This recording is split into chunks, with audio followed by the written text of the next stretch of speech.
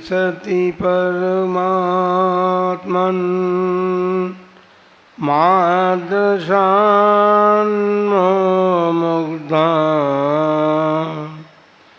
कथम तनुवशत्वान् बुद्ध के शान्यजेयम् सुगतमगधरं वा वागधीशं शिवं वा जितभवमपि वन्दे भासुरं श्रीजिनं वा। देवादिदेव 1000 आदिनाथ भगवान की जय। 20वीं सदी के प्रथमाचार्य चारित्र चक्रवर्ती आचार्य श्री शांति सागर जी महाराज की, परम पूज्य आचार्य श्री वीर सागर जी महाराज की, परम पूज्य आचार्य श्री शिव सागर जी महाराज की, परम पूज्य दीक्षा गुरुवर्य आचार्य श्री धर्म सागर जी महाराज की, परम पूज्य आचार्य श्री अजित सागर जी महाराज की, परम पूज्य शिक्षा गुरुवर्य आचार्य कल्प श्री सुध सागर जी महाराज की, 10 लक्षण महापर्व की। बोलो आचार्य गुरु वर्धमान सागर जी महाराज की, समस्त आचार्य संघ की। देखिए, कषाएं 4 होती हैं, है ना? क्रोध, मान, माया। लोभ चौथी कषाय है, लेकिन उसकी बात अपन कल करेंगे। उसका कारण है कि कुंद आचार्य देव ने, सबसे बड़े आचार्य में हैं कुंद आचार्य, और कुंद आचार्य देव ने आर्य धर्म के लिए 3रे नंबर का आर्य धर्म बताया, सभी मानते हैं। लेकिन चौथा धर्म जो है सत्य धर्म बताया उन्होंने। तुरीय शब्द का प्रयोग किया अपनी गाथा में। उन्होंने तुरीय शब्द, देखो हम गाथा पढ़ते हैं, पर संता वय कारण वैणम मोतून सपर हित वैणम जो वदद भिक्खु तुरियो तत्सदु धम्मो हवे सत्यम। साधु के चौथा धर्म जो है उन्होंने बताया, चौथा धर्म जो है सत्य धर्म होता है। बंधुओं, आज सत्य धर्म की बात है। सत्य भी धर्म है, सत्य धर्म है, लेकिन वह मान्यता में नहीं है। संसार के प्राणी से मानते नहीं है सत्य को। वस्तु स्थिति ये है कि धर्म का संबंध तो आत्मा से है, और आत्मा के संबंध की बात है, और सत्य बोलना जो है वाणी से संबंध रखता है, और वचन जो है पौद्गलिक है। सत्य धर्म का संबंध आत्मा के साथ है, लेकिन वचन जो है वो पौद्गलिक है। लेकिन फिर भी पुद्गल की पर्याय होते हुए भी सत्य वचनों में चाहिए। हमेशा यही कहा भाई सत्य बोलो, तो सत्य जो है वचनों में चाहिए, मान्यता में भी चाहिए। क्योंकि अहंकार और ममकार जो है, मैं सुखी दुखी, मैं रंग राव, मेरे ग्रह गोधन प्रभाव, तो ये मैं और ममकार जो है ये असत्य है। हमारी मान्यता में हम सुख और दुख जो है इंद्रिय सुख को प्राप्त कर लेते हैं तो सुखी मानते हैं, या रोग आदि हो जाता है हमारे शरीर में, हम अपने को दुखी मानते हैं। फिर मेरे ग्रह गोधन प्रभाव, जो हमने अपने मकान आदि प्राप्त किए हैं, तो हमको लगता है कि हम बहुत बड़े आदमी हो गए। अरे आदमी कहाँ से हो गए? आत्मा तो शुरू से बड़ी आत्मा थी। वो तो आत्मा जितना आपका शरीर है उतनी बड़ी है, उससे बड़ी नहीं है। एक केंद्रीय जीव जो है वो जितना बड़ा है, चींटी कितनी बड़ी है? अपने यहाँ पर जो चींटी का शरीर का आकार वो छोटा है, लेकिन सबसे बड़ी चींटी जो है वो स्वयंभू द्वीप में मिलेगी। यदि आप खोजना चाहो तो बड़ी चींटी वहाँ पर मिलेगी, क्योंकि स्वयंभू रमण द्वीप और स्वयंभू रमण समुद्र, उनमें पाए जाने वाले सभी प्रकार के जीव जो हैं बड़ी अवगाहना वाले हैं। तो हमको चींटी बड़ी हो या छोटी हो, लेकिन असंख्यात प्रदेशी आत्मा उसमें भी है, और हमारे यहाँ जो चींटी उसमें भी असंख्यात प्रदेशी है। अच्छा, आत्मा छोटी बड़ी नहीं होती, आत्मा तो असंख्यात प्रदेशी है, उसके प्रदेश नियत है, निश्चित है, और उतनी ही बड़ी है वो आत्मा। तो हमको ये देखना है कि आज सत्य धर्म का वर्णन होना है, तो आप क्या करेंगे अपन? ये मैं सुखी दुखी में रंग कराओ इत्यादि जो मान्यता है, वो मान्यता क्यों बनी हमारी? हम क्यों मानने लगे? क्योंकि मोहे न संवृत ज्ञानम स्वभाव लभते नहीं मत्तः पुमान पदार्थानाम यथा मदन कोद्रवई। जिस प्रकार से कोई कोदरों के चावल खा लेता है, कोदो के चावल तो वो मद उसको चढ़ जाता है। इसी प्रकार मोह रूपी कर्म से ढकी हुई हमारी आत्मा जो है वह ज्ञान, जो हमारा ज्ञान जो है वो मोह से यदि ढका हुआ हो तो हम वास्तव में अपने आत्मा को नहीं जान पाते। वस्तु स्थिति ये है, जैसे हम बोलते हैं ना, कोई चीज़ हमारी गुम गई है, पर आपने चीज़ अपने घर में जहाँ रखी थी वहीं रखी हुई है, पर अब आपको नहीं मिल रही है, तो चीज़ तो वहीं रखी है, चीज़ गुमी नहीं है, लेकिन हमारे ज्ञान में गुम गई है वो। हमारा ज्ञान कहता है कि मेरी चीज़ गुम गई। तो वस्तु स्थिति ये है कि जो सत्य धर्म जो है उसमें बताया गया है कुंदाचार्य देव ने, पर संताप कारण, दूसरों को संताप उत्पन्न करने में कारणभूत ऐसे वचनों का प्रयोग नहीं करना चाहिए। कोई दूसरे को दुख उत्पन्न कर दे ऐसे वचनों का प्रयोग नहीं करना चाहिए। महाभारत बन गया, अंधों के अंधे ही होते हैं, बस इतनी सी बात कही थी और महाभारत बन गया वो।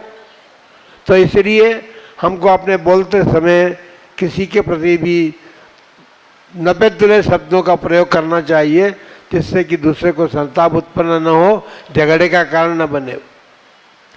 दूसरी बात ये है कि सपर हितवयनम, अपने और दूसरे के हितकारी वचन बोले, हमें भी उससे लाभ हो और दूसरे के लिए हम बोल रहे हैं तो उसके भी हितकारी वचन हो।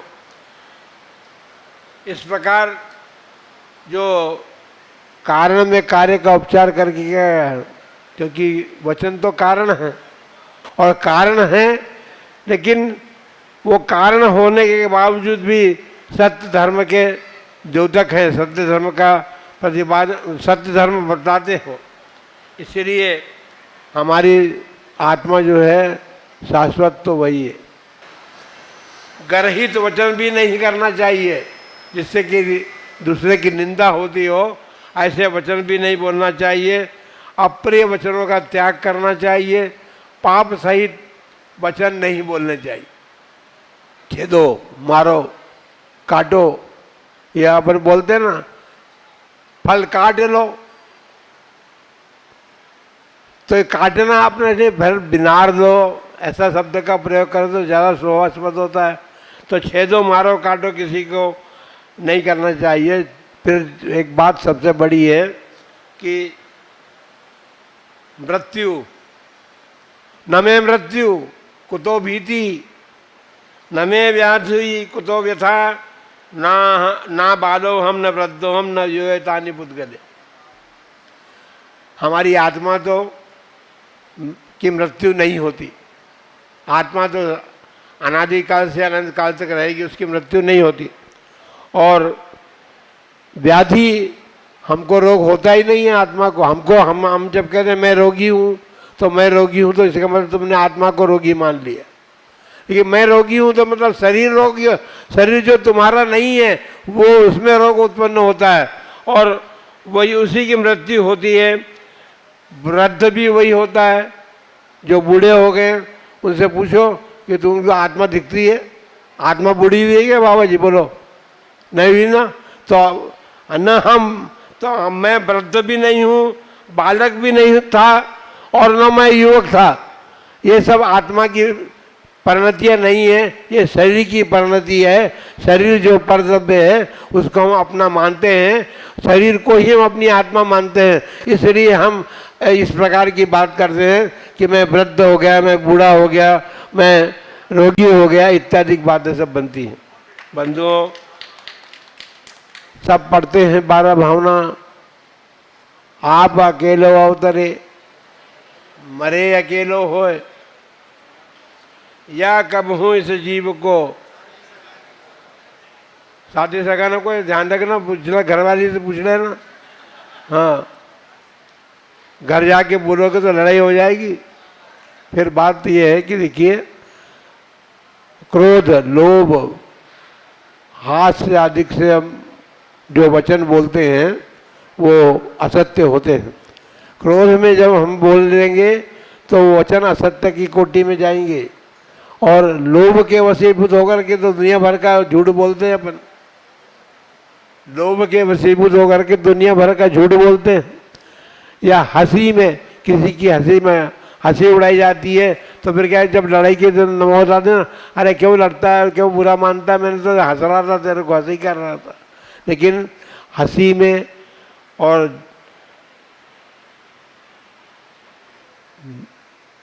क्रोध में इत्यादि, मान में भी झूठ बोल रहा था हम।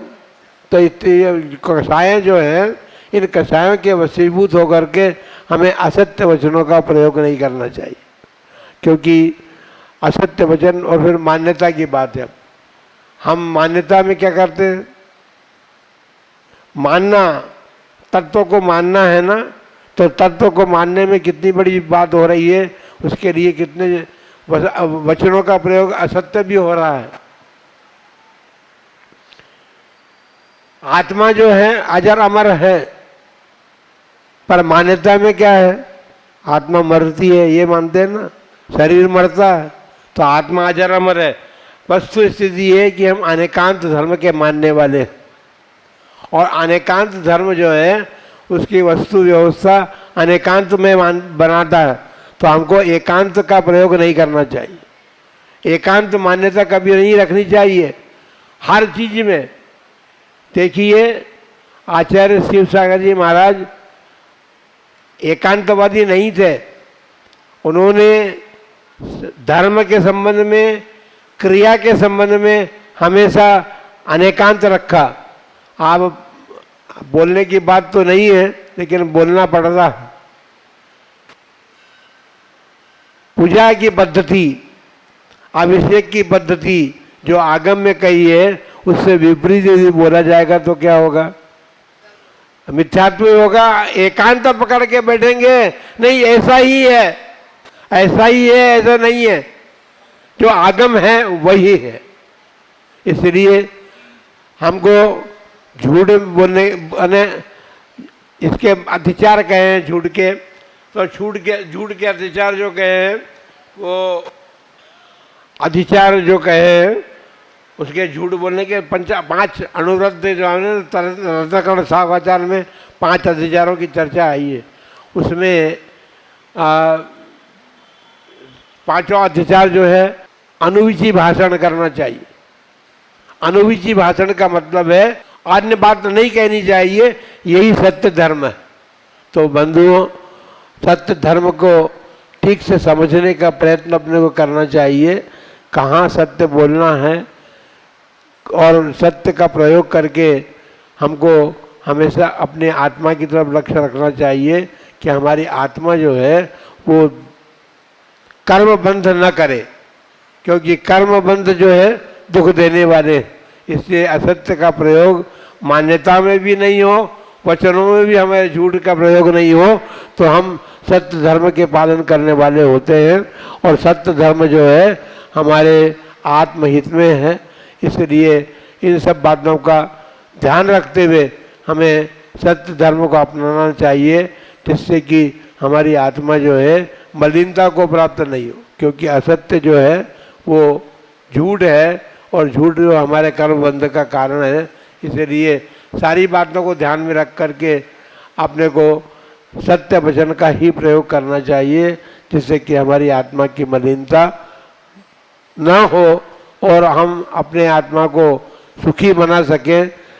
इसलिए 10 लक्षण धर्म चल रहा है और 10 धर्म में चौथा सत्य धर्म है इत्यादि बात हम समझ रहे हैं कि हमने बहुत बाद में चौथे रूप में सत्य धर्म को प्रतिपादन करना शुरू किया, क्योंकि कुंद आचार्य की वाणी हमें मिल गई। उन्हें तुरीय शब्द, तुरीय का अर्थ चौथा होता है और चौथा सत्य धर्म है। तब से हमने लोभ को छोड़कर, लोभ कसाय की बात से होने वाला शौच धर्म है उसकी बात नहीं करके हमने सत्य धर्म चौथे नंबर में किया और 5वें नंबर पर हमने लोभ शौच धर्म का प्रतिपादन करना शुरू किया। तो आप लोग भी ध्यान रखें, अभी तो 4 कसाय के अभाव में 4 धर्म होते हैं, ऐसा मान्यता आम जनता की नहीं, सारे विद्वानों की भी यही मान्यता है। वो शौच धर्म का ही प्रतिपादन करते चौथे दिन। लेकिन वस्तु स्थिति भाई आप आगम की बात करते हो तो कुंद आचार्य देव कह रहे, हम नहीं कह रहे, हमारी तरफ से हम नहीं कह रहे, कुंद आचार्य ने उसको चौथा धर्म बताया सत्य को। इसलिए अपने को ये ध्यान रखना चाहिए, जो आगम कहता है, जो कहता जैसा कहता है वैसा स्वीकार करना चाहिए, तभी सत्य धर्म सत्य तो मान्यता भी होगी, क्योंकि मान्यता में भी हमको सत्य का वर्णन करना है। तत्व जैसा है या जो विधि विधान हमारे लिए बताए गए हैं उसको वैसे ही स्वीकार करना, ये सत्यता का द्योतक है। इसलिए आप सभी लोग अपने जीवन में सत्य धर्म को परिपालन करते हुए अपने इस मनुष्य जन्म को सार्थक करने का प्रयत्न पुरुषार्थ करें। इन्हीं मंगलमय भावना के साथ जय बोलो उत्तम सत्य धर्म की